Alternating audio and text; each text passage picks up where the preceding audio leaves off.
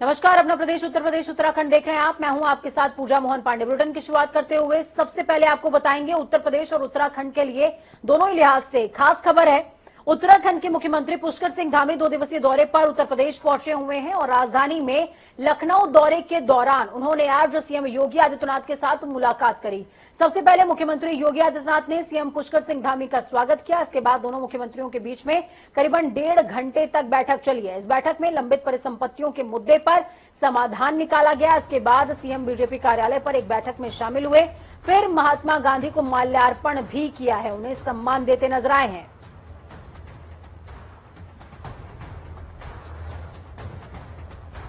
नया नहीं है ये विवाद, दोनों राज्यों के बीच में क्या है विवाद वो समझिए। और दौरे को अभी तक समेटे हुए ये तमाम तस्वीरें भी आपको दिखा रहे हैं। राज्यपाल आनंदीबेन पटेल से मुलाकात पुष्कर सिंह धामी की, सीएम योगी से मुलाकात हुई है और साथ में बीजेपी कार्यालय पर बैठक में शामिल हुए पुष्कर सिंह धामी, उनका सम्मान किया गया।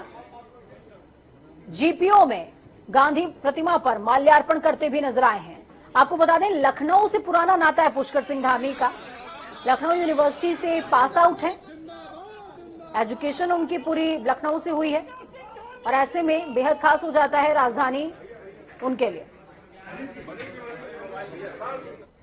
तो वहीं सीएम पुष्कर सिंह धामी और सीएम योगी आदित्यनाथ की करीबन 1.5 घंटे बैठक चली है। इसके बाद लंबित मामलों को लेकर आपसी समझौते से हल कर लिया गया। हमारे संवाददाता ने सीएम पुष्कर सिंह धामी से खास बातचीत इस दौरान करी है। क्या कुछ हुई है बातचीत, सुनिए। हमारे साथ मुख्यमंत्री हैं उत्तराखंड के, जो लखनऊ आए हैं, 21 साल से लंबित मामलों को हल करने आए हैं। सर, आज आपकी बैठक हुई है मुख्यमंत्री योगी आदित्यनाथ से, किन मामलों को निस्तारित किया गया? जो हमारे परिसंपत्तियों के बंटवारे का जो मामले थे, उन सभी मामलों पर आज सहमति बन गई है। मैं माननीय मुख्यमंत्री जी का, आदरणीय योगी आदित्यनाथ जी का बहुत धन्यवाद करना चाहता हूँ। 21 साल से मामले लंबित थे, लेकिन आप अभी 4 महीने से मुख्यमंत्री पद के बाद बैठे हैं और इस मामले को हल किया है, कितनी बड़ी उपलब्धि मानते हैं?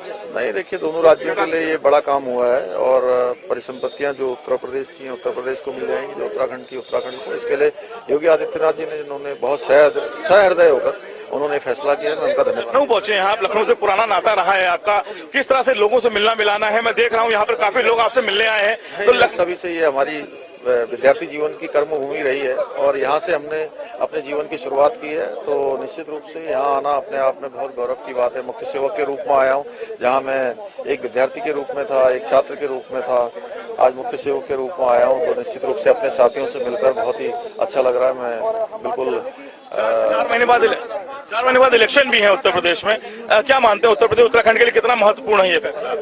नहीं, ये फैसला महत्वपूर्ण है, जो कि लंबे समय से कोई भी मामला अगर निस्तारित नहीं हो रहा है, निस्तारित हुआ है, तो दोनों राज्यों के लिए बड़ी उपलब्धि है।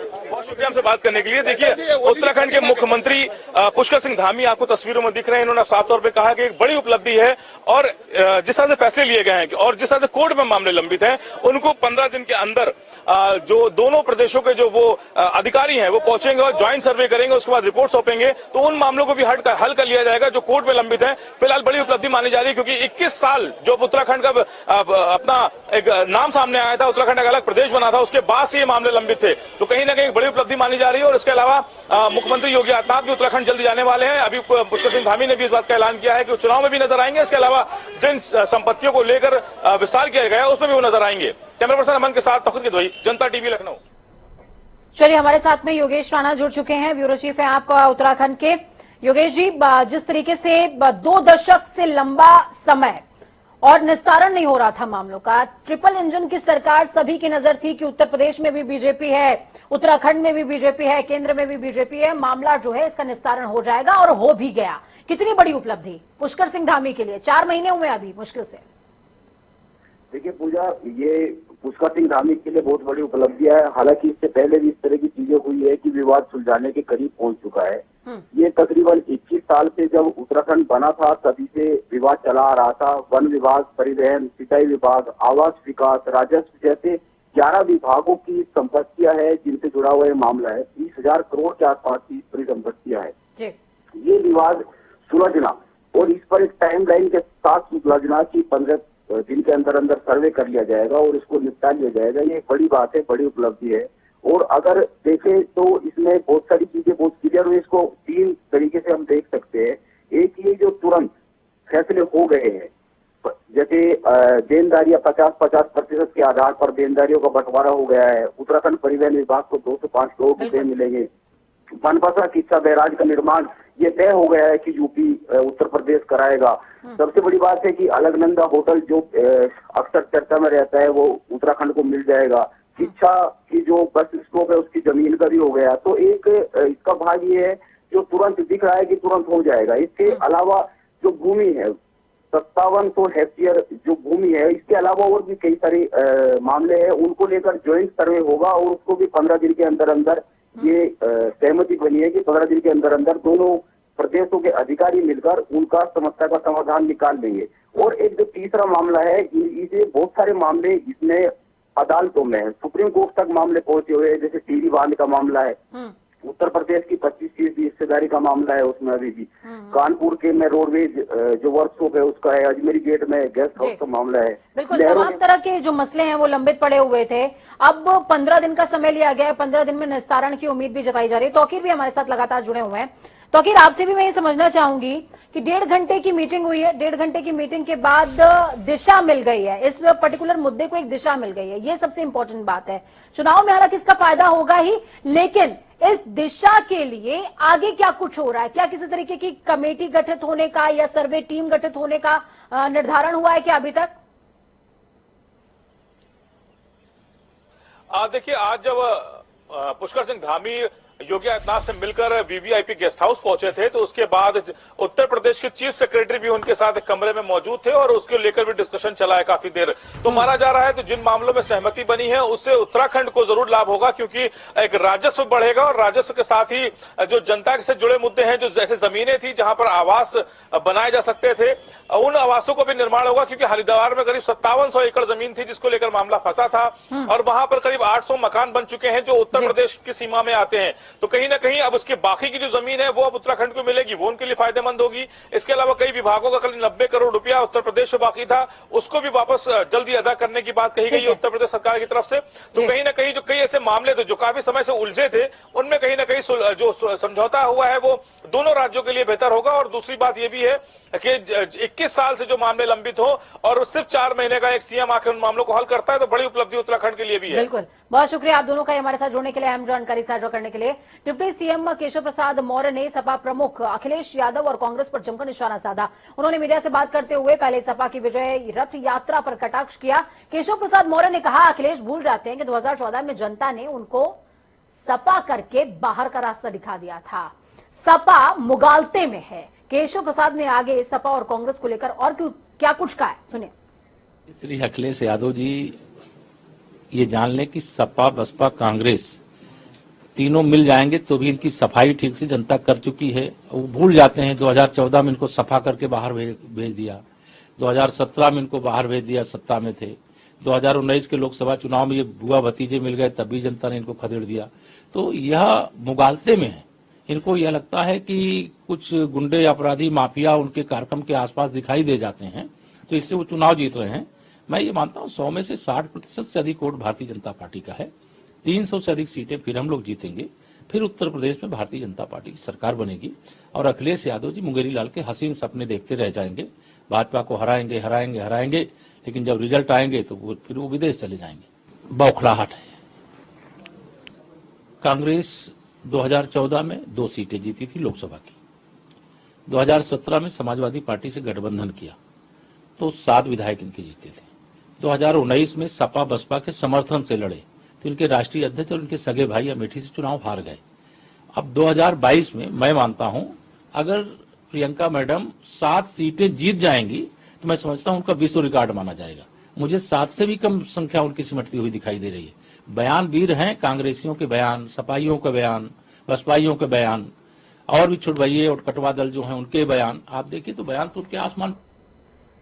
तो यूपी में सियासत का रंग और भी गाढ़ा होता चला जा रहा है। कांग्रेस महासचिव प्रियंका गांधी आज अरुण वाल्मीकि के परिवार से लखनऊ में मिल रही हैं और आपको बता दें कि लोहा मंडी निवासी अरुण वाल्मीकि की 20 अक्टूबर को पुलिस कस्टडी में मौत हो गई थी। तब प्रियंका गांधी ने आगरा पहुंचकर पीड़ित परिवार को ढांढस बंधाया था और कांग्रेस की तरफ से जो है मुआवजा या फिर ऐसा कह सकते हैं कि सहायता राशि देने की बात कही गई थी। आज प्रियंका गांधी पीड़ित परिवार को लखनऊ में बुला करके सहायता राशि सौंपने वाली हैं। जाहिर बात यह भी है कि कांग्रेस महासचिव इस मदद से वाल्मीकि समाज में बड़ा संदेश देना चाहती हैं। चलिए, हमारे साथ में ब्यूरो चीफ अनिल के अंकुर जुड़ चुके हैं, लाइव जुड़े हैं। अनिल जी, जिस तरीके से कांग्रेस लगातार या यूं कहें कि जो निचले तबके हैं उसमें कहीं ना कहीं संदेश देने की कोशिश कर रही है, ऐसे में पीड़ित परिवार को जो सहायता राशि देने की बात हो रही है, कितनी सहायता राशि दी जाएगी और कब तक ये सुपुर्द कर दी जाएगी?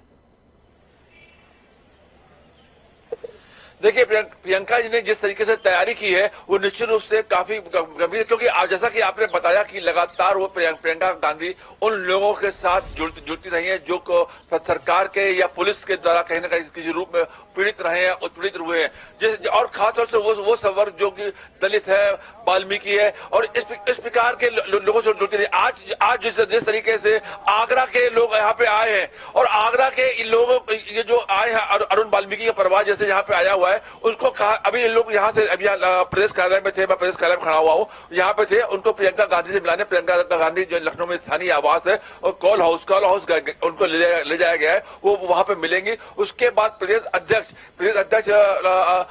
लल्लू यहाँ पे अजय लल्लू यहाँ पे प्रदेश कार्यालय में उनको चेक बढ़ेंगे।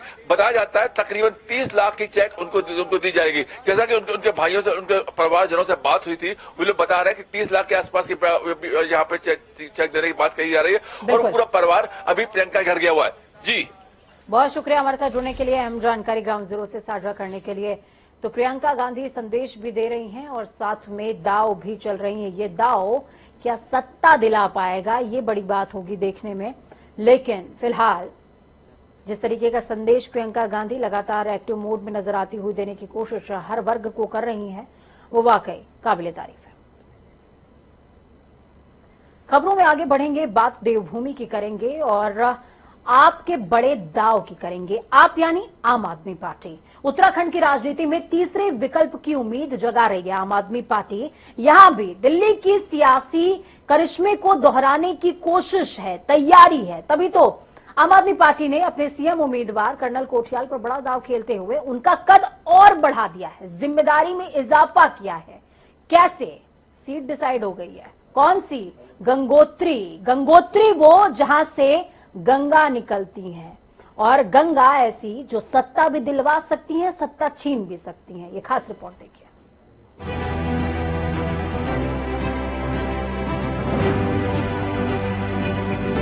देवभूमि में बीजेपी और कांग्रेस का ही राजनीति में दबदबा रहा है। वर्षों बाद या कहें पहली बार राजनीति में तीसरे विकल्प की उम्मीद जगा रही आम आदमी पार्टी यहाँ भी दिल्ली का सियासी करिश्मा दोहराने की तैयारी में जुटी हुई है। इन दिनों वरिष्ठ आप नेता और दिल्ली के उप मुख्यमंत्री मनीष सिसोदिया उत्तराखंड के दौरे पर हैं। आगामी विधानसभा चुनाव के चुनावी अभियान की शुरुआत करने के साथ साथ ये भी बताया कि आपके मुख्यमंत्री के उम्मीदवार कर्नल अजय कोठियाल उत्तरकाशी जनपद की गंगोत्री विधानसभा सीट से चुनाव लड़ेंगे। आम आदमी पार्टी ने कर्नल अजय कोठियाल को उत्तराखंड में पार्टी का चेहरा घोषित किया है। सिसोदिया ने कहा कि गंगोत्री के लोगों के लिए आज बहुत बड़ी खुशखबरी है, क्योंकि आम आदमी पार्टी ने उत्तरकाशी की जनता को कर्नल कोठियाल जैसा विकल्प जो दिया है। पहाड़ों की खराब स्थिति, एम्बुलेंस और अस्पताल की दिक्कत, बेरोजगारी के साथ विकास भी महरूम स्थिति को समझने वाला कोई अगर चेहरा है तो वो है कर्नल अजय कोठियाल। राजनीति में उतरने से पहले कर्नल अजय कोठियाल ने सेना में 26 साल तक सेवाएं दी। सेवा के दौरान उन्हें कई मेडल से नवाजा गया। कर्नल कोठियाल ने केदारनाथ धाम में पुनर्निर्माण कार्यों में सराहनीय योगदान दिया। बता दें कि कर्नल अजय कोठियाल उत्तराखंड के टिहरी जनपद के नरेंद्र नगर ब्लॉक के चौपा गांव में मूल निवासी हैं और वे अविवाहित हैं। देवभूमि को प्रदेश नहीं बल्कि परिवार समझते हैं, तभी तो प्रदेश के युवाओं के साथ हर कोई कर्नल कोठियाल से जुड़ता चला जा रहा है। और अब तो ये भी कहा जा रहा कि कर्नल कोठियाल राजनीति की दिशा तय करेंगे। प्रदेश ही नहीं बल्कि देश की राजनीति के लिए एक मानक के रूप में भी होंगे। उत्तराखंड की जनता आम आदमी पार्टी को बड़े विकल्प के रूप में देख रही है। शिक्षा के क्षेत्र में उत्तराखंड में अपार संभावनाएं हैं, लेकिन यहाँ की सरकार इस दिशा में ठोस कदम नहीं उठा पा रही है। पहाड़ की समस्याओं पर फोकस और स्वास्थ्य सेवाओं की बदहाल स्थिति किसी से भी छिपी नहीं है। अब आपने वादा किया है कि सरकार बनी तो बुनियादी सुविधाओं को धरातल पर उतारेंगे। उन्होंने सस्ती बिजली देने का वादा भी किया है और ये भी साफ किया है कि जिस तरह से कर्नल अजय कोठियाल ने अपने देश का परचम दुनिया में लहराया है और उसी तरह उत्तराखंड में विकास की गाथा भी लिखी जाएगी और राजनीति में एक नए युग की शुरुआत भी कर्नल अजय कोठियाल करेंगे। जनता टीवी न्यूज डेस्क से अभिषेक की रिपोर्ट। 19 नवंबर को कार्तिक गंगा स्नान और मेला है। स्नान पर श्रद्धालुओं की भारी भीड़ उमड़ने की संभावना को लेकर पुलिस ने मेला सेल का गठन किया हुआ है। एसएसपी ने अतिरिक्त फोर्स के लिए मुख्यालय को पत्र भेजा। 18 नवंबर को सुबह तक फोर्स मिल चुकी है। पुलिस ने वाहनों का रूट और पार्किंग प्लान जारी कर दिया है। श्रद्धालुओं के लिए बॉर्डर खुला रहेगा। श्रद्धालुओं से कोरोना गाइडलाइन के नियमों का पालन करने की अपील की जा रही है। गंगा स्नान के दौरान भी कोरोना नियम का पालन कराया जाएगा। तो वहीं वाहनों के दबाव के मद्देनजर यातायात पुलिस परिवर्तन और पार्किंग प्लान तैयार करके जारी कर चुकी है। 20 नवंबर यानी कार्तिक पूर्णिमा को लेकर हरिद्वार प्रशासन के द्वारा लगभग तैयारी पूरी कर ली गई है। हालांकि जिस तरह से प्रशासन के द्वारा भारी संख्या में श्रद्धालुओं की उमड़ने की संभावना जता गई, तो कहीं न कहीं हरिद्वार प्रशासन पूरी तरह से मुस्तैद हो चुका है। जगह जगह पर जो है पुलिस फोर्स की तैनाती कर दी गई है ताकि सुरक्षा को लेकर कोई भी चूक न हो। हालांकि श्रद्धालु स्नान करने के लिए तैयार है। हरिद्वार प्रशासन पूरी तरह से मुस्तैद है। कैमरा पर्सन के साथ विकास खरे, जनता टीवी, हरिद्वार। उत्तराखंड में होने वाले विधानसभा चुनावों को लेकर सभी पार्टियों का उत्तराखंड दौरा चल रहा है। आम आदमी पार्टी के उप मुख्यमंत्री मनीष सिसोदिया के उत्तराखंड दौरे के बाद अब दिल्ली के संयोजक और मुख्यमंत्री अरविंद केजरीवाल 21 नवंबर को उत्तराखंड दौरे पर आ रहे हैं। आपको बता दें कि अरविंद केजरीवाल 21 नवंबर को हरिद्वार पहुंच रहे हैं, जहां पर वो रोड शो के साथ ही कई बैठकों में कार्यकर्ताओं को संबोधित करेंगे, जोश भरने का काम करेंगे। उम्मीद जताई जा रही है कि इस दौरान इस बार अरविंद केजरीवाल कई बड़ी घोषणाएं कर सकते हैं। लीडर ऑफ द लीडर्स माननीय अरविंद केजरीवाल जी 21 तारीख को हरिद्वार में आ रहे हैं, जहां पर एक रोड शो होगा और हरिद्वार की महान जनता का वो दर्शन करेंगे। उसके साथ प्रेस वार्ता होगी और काफी सारी मीटिंगें उस दिन तय हैं और तय कार्यक्रम के मुताबिक सारा कार्यक्रम होगा। एक दिवसीय दौरा ये रहेगा। तो वक्त यहाँ पर छोटे से ब्रेक का। ब्रेक के उस पार खबरों का सफर लगातार जारी रहेगा। बने रहिए जनता टीवी के साथ, क्योंकि हमें आपकी ताकत, अपना और अपनों का बहुत ज्यादा ख्याल रखें। नमस्कार।